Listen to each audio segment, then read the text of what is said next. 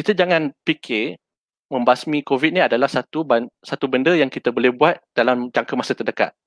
Kita kena fikir jangka masa panjang. Dan dalam jangka masa panjang ni, tujuan utama kita adalah untuk survive. We have to outlive the virus. Apa gunanya kita kurung rakyat kita dengan alasan untuk membendung penularan, tetapi rakyat mati disebabkan benda-benda lain. Disebabkan tak cukup pendapatan untuk menyara hidup, menyara diri atau menyara keluarga. Dan lebih malang lagi, ada mereka yang hilang nyawa kerana kes bunuh diri ataupun yang lebih tragik lagi. Jadi ini adalah satu tersilap langkah lah kerajaan. Kegagalan, yang macam kita cakap tadi, kegagalan untuk merancang menyebabkan unintended outcomes from their mistakes. Jadi dari segi ini kita kena ingat bahawa ada desakan untuk menjaga perniagaan. Ia bukan hanya untuk menjaga perniagaan, tetapi bila kita jaga operasi ini, ia juga menjaga pekerjaan, iaitu periuk nasi kebanyakan rakyat Malaysia. Ada baru-baru ini Persatuan SME ada cakap kalau kita terus lagi lockdown tanpa sebarang strategi yang mendalam ataupun terperinci, mungkin lebih 500,000 perniagaan akan gulung tikar.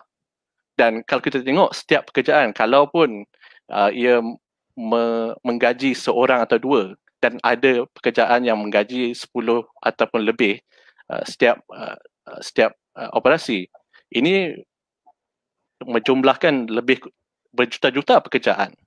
Dan kalau kita tengok bagaimana mereka nak survive kalau kita tak dapat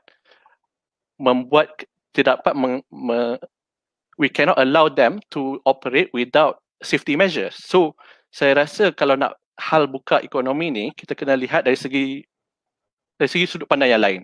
Kita tak boleh ada lagi dikotomi livelihood versus lives versus livelihood. Kedua-duanya adalah seiring, di mana kita perlu menjaga kesihatan untuk membenarkan rakyat-rakyat semua untuk earn a living ataupun menyara hidup sendiri. Jadi dari segi ini, kerajaan perlu berfikiran kreatif. Malah pihak pembangkang, DAP, Pakatan Harapan telah mencadangkan kepada kerajaan bahawa kita boleh mula-mulanya meletakkan satu batu asas, satu foundation, iaitu FTT-ISV yang sebentar tadi, supaya kita dapat mengesan, menjejak dan membendung dan merawat COVID secara lebih strategik, dan kemudian membuat usaha atau berusaha untuk menjadikan tempat-tempat kerja atau tempat ekonomi kalis pandemik.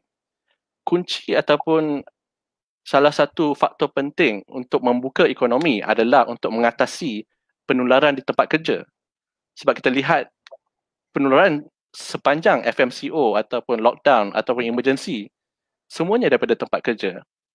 Dan kalau kita tak dapat membendung tempat kerja, penularan di tempat kerja, belajar mengkaji apakah faktor-faktor mengapa penularan ini masih berlaku, sama ada ia merupakan pelanggaran SOP atau SOP itu pun sendiri tak ketat mana kan, dan apakah ubahsuaian yang kita boleh buat, macam tambahkan sistem ventilasi yang lebih baik dan semacam itu.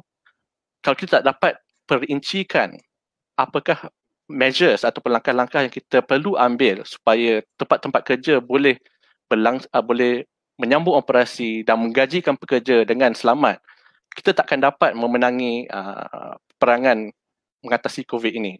Kerana banyak nyawa akan terkorban bukan sebab COVID tetapi sebab masalah ekonomi. Dan itu adalah tragiknya dilema yang kita sedang hadapi pada hari ini.